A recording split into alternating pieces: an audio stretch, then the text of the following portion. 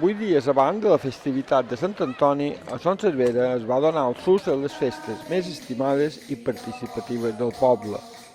Per començar, es va realitzar la solemne engalanada del sant a l'església de Sant Joan, mentre a la plaça una multitud esperava que els músics fessin sonar la tonada santantoniera, preceptiva al primer ball de Sant Antoni i el dimoni.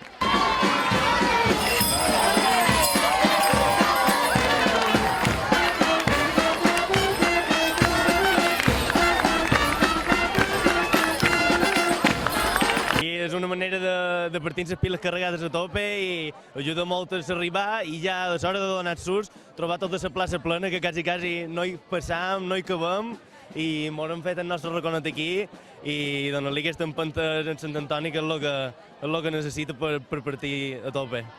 Molt bé, és la festa que tothom espera, bé, almenys jo, esperam tot l'any i no sé, almenys dia 16 i dia 7 a tope.